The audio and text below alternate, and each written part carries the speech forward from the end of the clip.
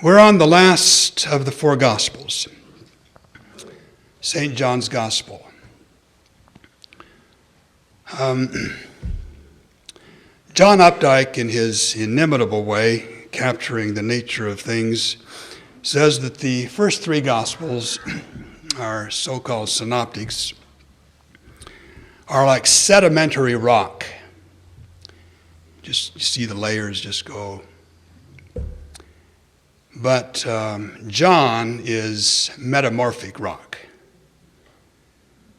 All that stuff is taken now and under enormous pressure and heat and fire is metamorphosed into something different. I love that image. Here we're in a different, it's all the same stuff.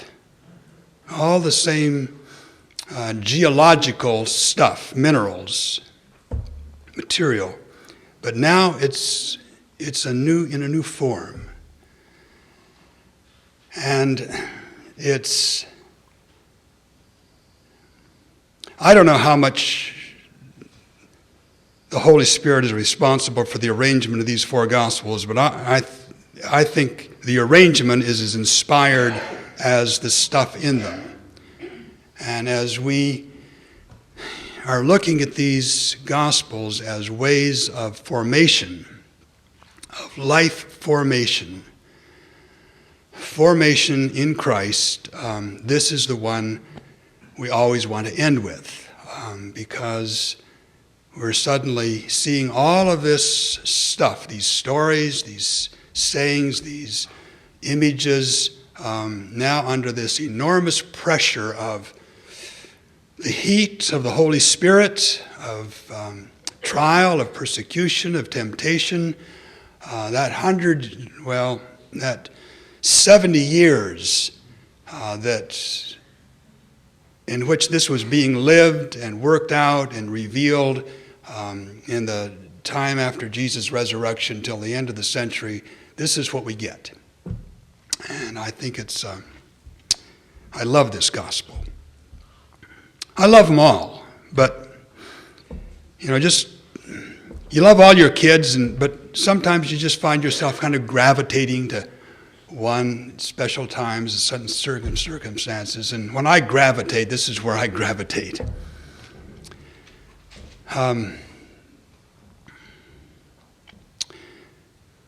Bill Mangrum and I were talking last night, and he told me something that he wrote out for me.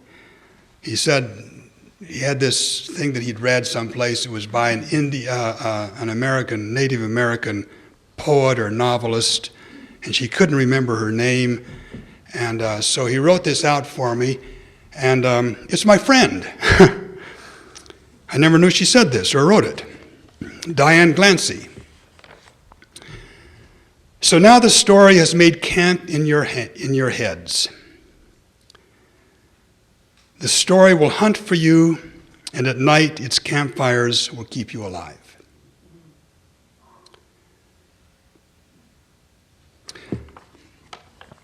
Diane Glancy is a wonderful poet, wonderful person, lives everything she writes, which isn't always true with writers, but I like that, and that fits in what we're doing. So now the story has made camp in your head. Matthew, Mark, Luke, John, these stories,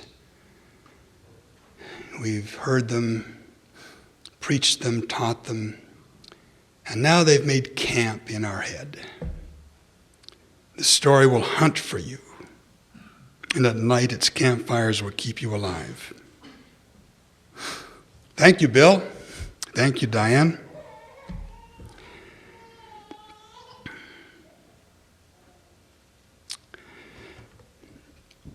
St. John's Gospel begins with this famous poem,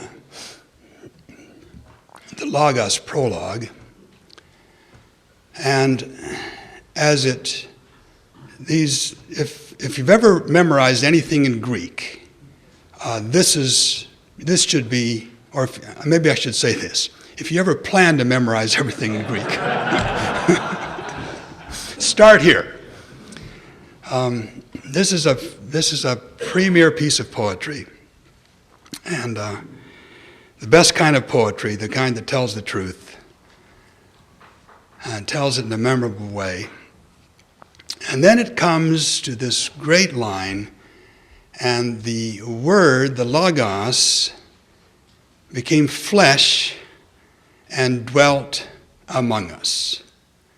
And we beheld his glory, full of grace and truth. That's what the gospel that St. John wrote is about. I've translated this. He moved into the neighborhood.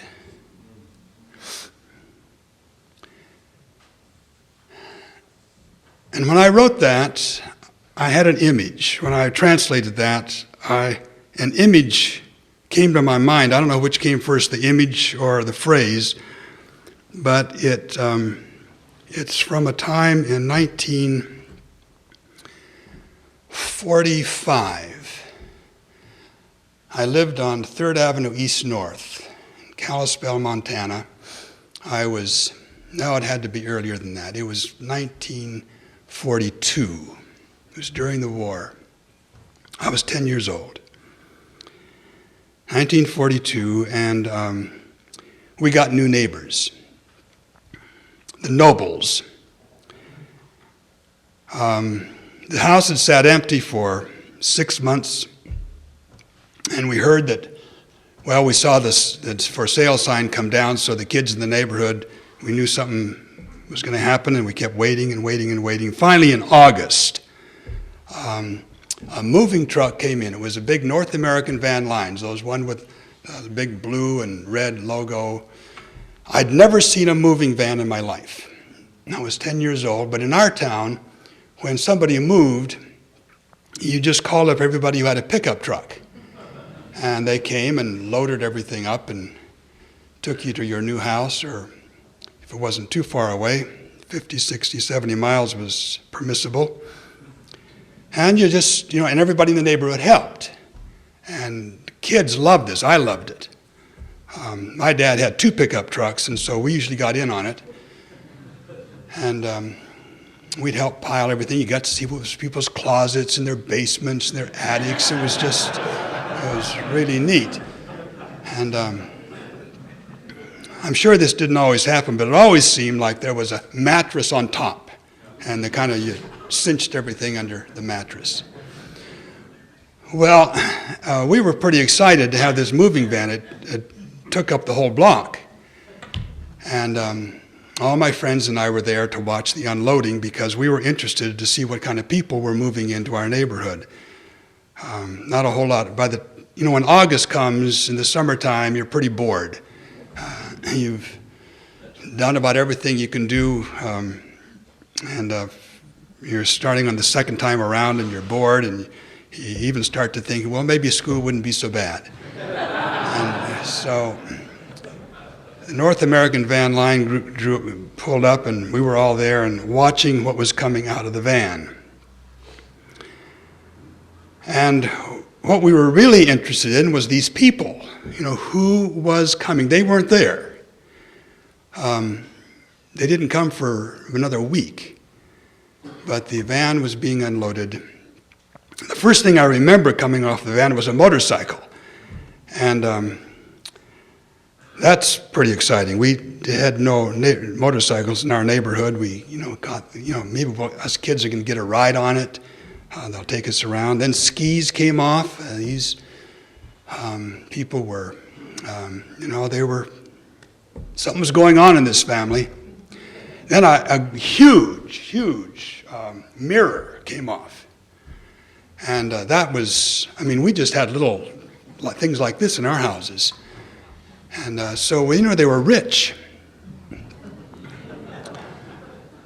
And we'd speculate, how many kids they had, and maybe they'd be our age, and something new is going on in our neighborhood. Well, a week later they came, And it was all downhill from then on. They were from New York. And they had 2 teenage kids. So the kids were older than us, but they were just sheer snobs. Snots is more like it. They hated being this. They called us a hick town. And they called us, I don't know what they called us. I can't remember the phrase, but it was dismissive and condescending. And they hated, they talked about the big city and New York and the East and how wonderful everything was. And they had Major League Baseball teams, and all we had was just these American League little rummy teams. And my mother baked a plate of cookies, and I got to take it over and knocked on the door, and Mrs. Noble opened the door, and I handed her the cookies, and she didn't even say thank you. She just shut the door. And I didn't even get to see inside, see all this stuff. And Mr. Noble, he came a couple days later. They had 2 cars. Really, that's a big deal. My dad had 2 pickups, but these people had 2 cars. Mr. Noble smoked a cigar. I'd never seen anybody smoke a cigar before. In our town, everybody chewed tobacco.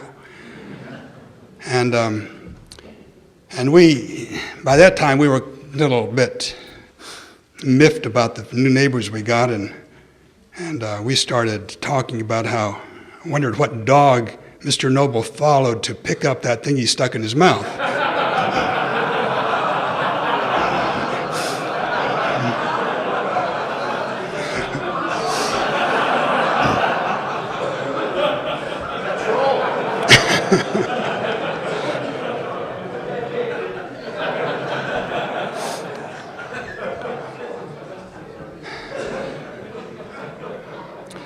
Well, some of you ask me, what's it like to translate the Bible? And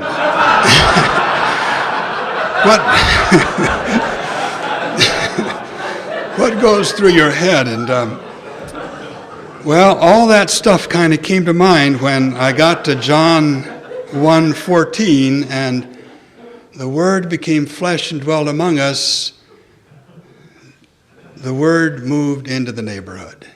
And that anticipation, wondering what's going on, what's going to happen. And St. John does exactly what us kids were doing around that North American van line. He starts picking out things, clues, signs he calls them. And he starts arranging them. What is this? What is going on anyway? And we watch everything, we interpret everything. Sometimes we get it wrong, but cumulatively it becomes this family, this truth, who these people are. In our case, it was a disappointment. In this gospel, it's not a disappointment. It's God. Christ, very revelation of very God, very man. And this is who is in our neighborhood, inviting us into his existence, his home, the whole thing. This is a story which is alive and living and true. The theme is life. If you need a text, it's that I am the resurrection and the life. John, a frequent phrase in John is eternal life. Zoe aionion.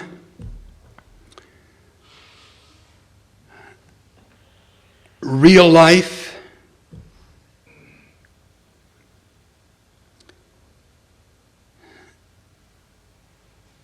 It's a profound word, but it's an immediate word too.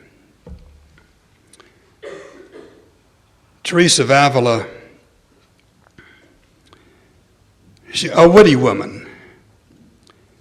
At one point, somebody was talking about heaven, And she says, heaven, heaven, heaven, the pay starts now. I like that. She had many wonderful witticisms. You think Dave Warner's good. You ought to listen to Teresa.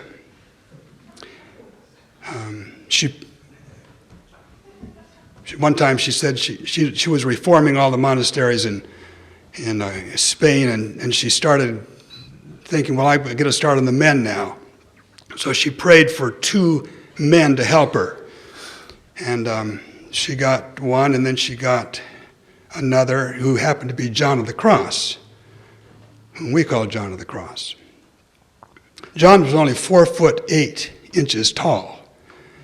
And she said, Lord, I prayed for 2 men and you gave me 1.5.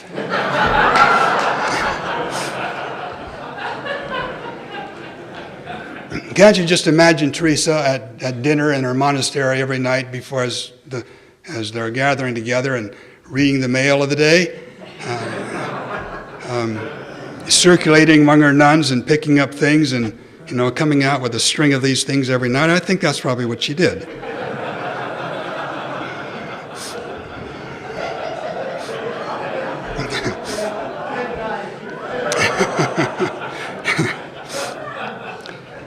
I'll probably regret this tonight.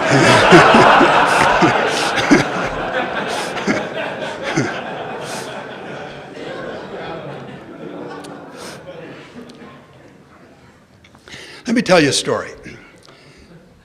It's a Johannine story, but it happened here. Not right in Mount Hermon, but here. I'm changing this. Some of you might recognize the people here, and so I'm changing the cities and the people, but the story is true. All the facts are true.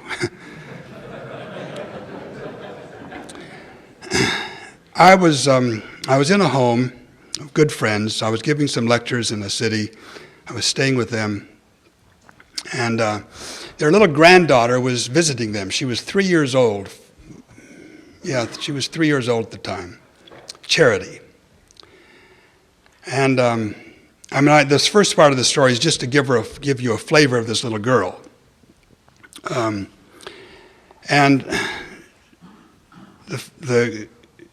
This was their granddaughter. She was visiting them, so I came down for breakfast. And the way breakfast was served is Jim would come down early in the morning and put on oatmeal, and then you served yourself. So nobody had to prepare for anybody formally, and I was sitting at the table eating my oatmeal, and Charity comes down the stairs and in a beautiful little dress, and I had my mouth full of oatmeal, and I said, oh, Charity, that's a beautiful dress you got on.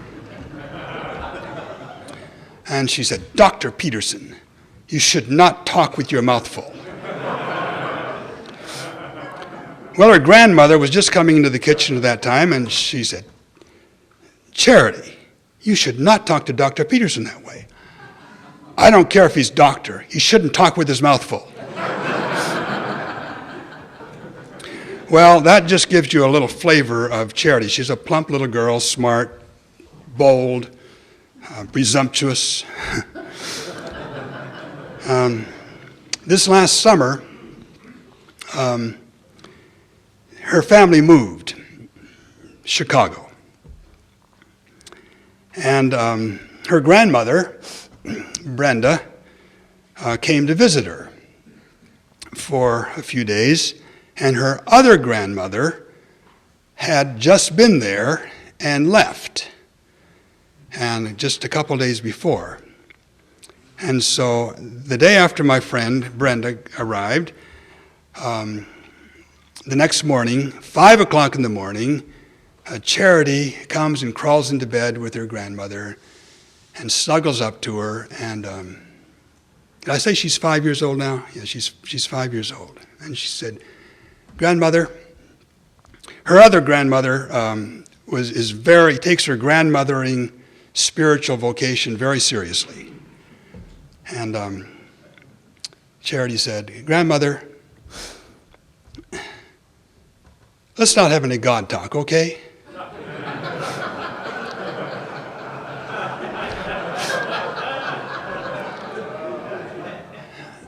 I think God is everywhere. Let's just get on with life.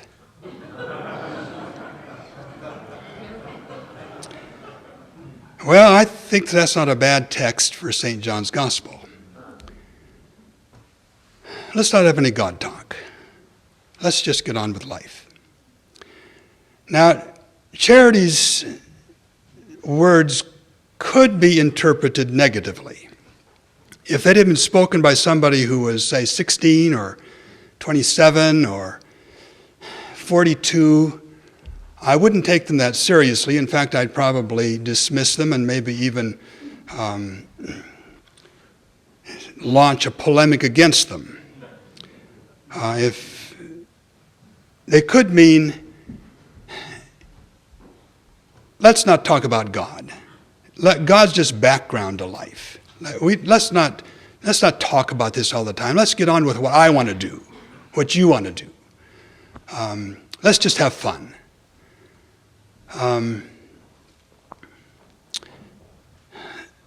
That would be probable in the mouths of an adult or even a teenager. But I know Charity a little bit. I've been in her home. I've been with her around her grandparents. She's 5 years old.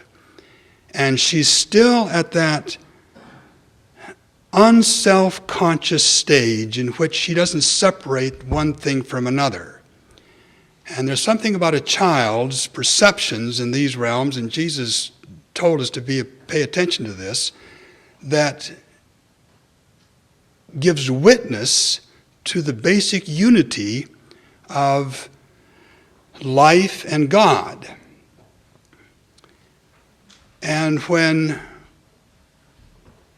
I think what Charity sensed is there was some dissonance between what her other grandmother was saying and the way she was living. And God talk, for her, for that grandmother, was a kind of an imposition of something upon life rather than a opening up of life and a receiving of what was there into life. And Charity senses that. I think children can sense that pretty well. Children can be pretty good indicators of spirituality, of integrity. Maybe integrity is the word I want. The congruence of the way we talk and the way we live. It doesn't take long for you to get out of that and we start dividing things up, playing roles, using words inaccurately, using words to mislead or to cover up something. But there is, up to a certain point, there's that sense of congruence. That's why we love to listen to children talk, because they surprise us so many times with their, I guess the word I want is accuracy.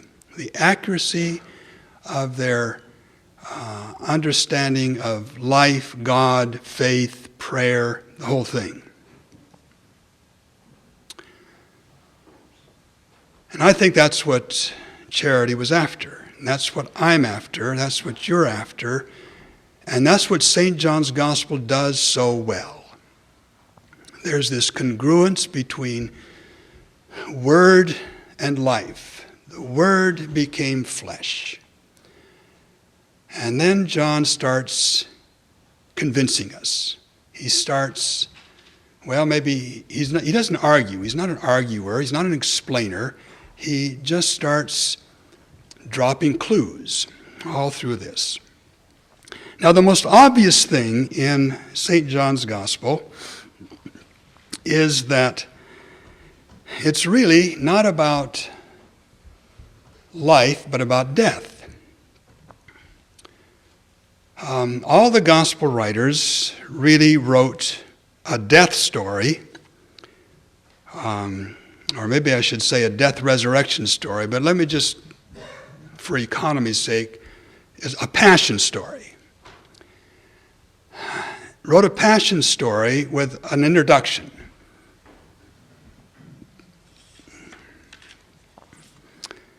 They all did this. They all tell the story in different ways. The synoptics pretty much follow the same pattern. John does something quite different, but they all do the same thing with this death, the passion. They take fewer liberties with the death story, the passion story, than with anything else. They are not slavish copiers, but basically it's the same story with just slight variations. But then they write a long introduction to it. Way out of proportion. I mean, this takes 1 week, this passion story, and the rest of the story takes, depending on who you think guesses right, from 3 years to 1.5 years. At least 1.5 years, but it could be 3 years, and if you add on the birth, there's a lot of silence in there, but still way out of proportion. Matthew, the Passion story takes up 1/4 of Matthew's narration, 1/3 of Mark's, 1/5 of Luke's, but with John it's half, exactly half. He spends half of his story, allotted time, telling the story of the Passion of Jesus. So in the story of life, we get a really big dose of death. And John does it more emphatically than the others.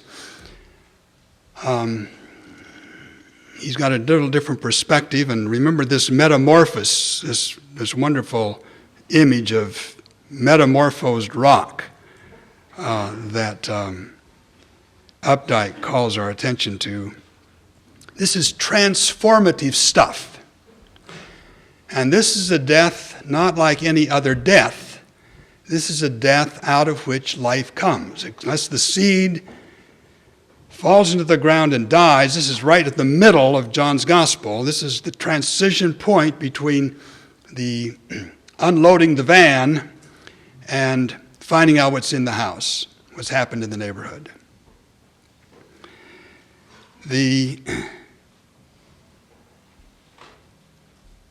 One of the meanings for this, pastorally, for me, I hope for you, is that we better not sentimentalize this stuff. This Christian life is not a pleasure trip. We're headed to death. Both literally, but also metaphorically. I'd never noticed that connection between metaphor and metamorphic, but yeah, that works pretty well.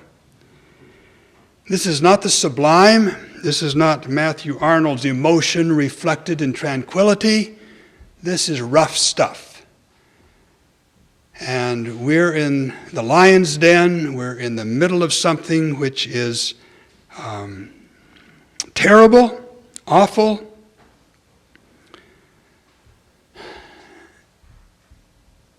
but transformative. If you run across the books of Thomas Lynch, Thomas Lynch has written 2 books recently. He got a prize, American Book Award or a Pulitzer, I'm not sure, a few years ago. His first book was called The Undertaking,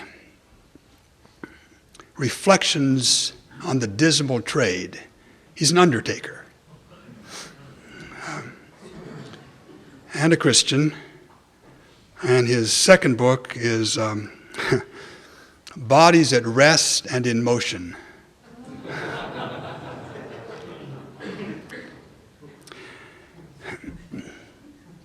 But he's about as good on death as you can get.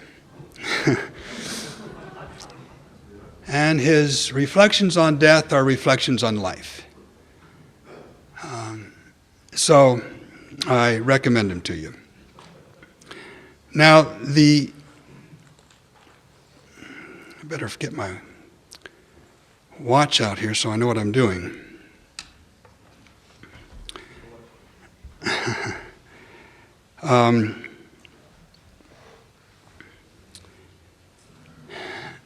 One of the things that's I think really significant about John's gospel, and here he's really at the polar other end of St. Mark. But John's kind of at the polar end of all three of the first of Matthew, Mark, and Luke. He does something quite different, but yet congruent. It's the same material, but he's doing it now in a new way. But his leisurely language, John is not in a hurry. One reason that could account for that, just on a natural basis, he's an old man. And the older you get, the less in a hurry you get.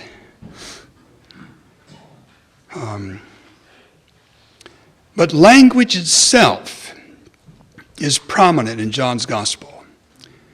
He uses language as a poet, which is to say, in a leisurely way. Conversations figure largely in John's gospel. Conversations and discourses, but they both are written much the same way. Conversations with Nicodemus, Samaritan woman, the blind man, Lazarus, that last long conversation in 13, 14, 15, 16, and the prayer in 17.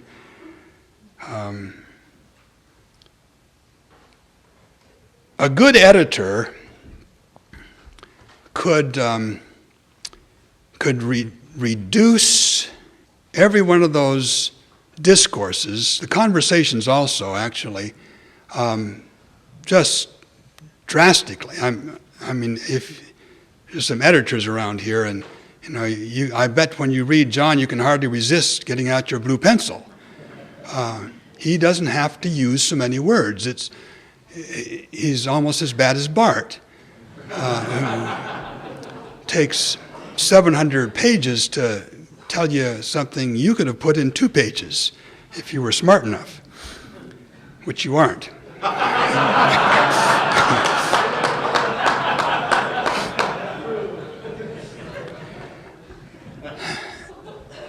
But language is not primarily to tell you something. It's to draw you into something. And it's to draw you into life. And this is what John is the master at. He repeats, he circles around, he comes back, he draws you in, he goes up 1 level, drops down 2, and have you ever listened to one of your teenage kids talk on the telephone? You're sitting in the next room and you hear them talk on the telephone and wow, yeah, oh, cool, man. Sure, oh, wow. For an hour, that's, it's a pretty limited vocabulary. That's why when we learned Greek, we all went to John's Gospel, because it's just, wow, oh, cool, man, yeah.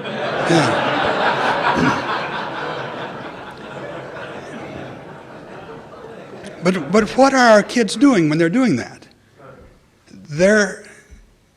You're 15, 16 years old, and what's important to you? It's not learning, getting some more grades or examination papers or information. You want to be in relationship. You suddenly have this sense of, I'm me, I'm Eugene. Does anybody know I'm Eugene? Well, this sweet voice on the other end of the telephone says, wow, cool, Eugene. And there's an affirmation of, yeah, there's something here, unique, me.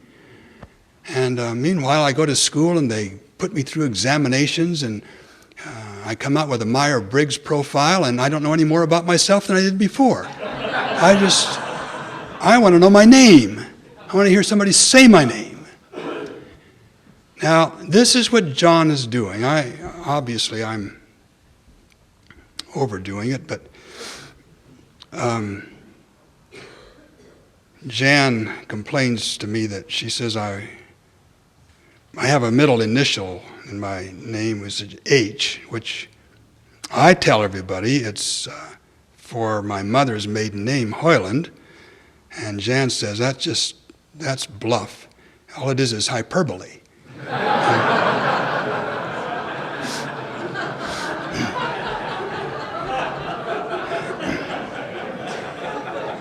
And I tell her I'm a preacher. All my hyperboles are understatements.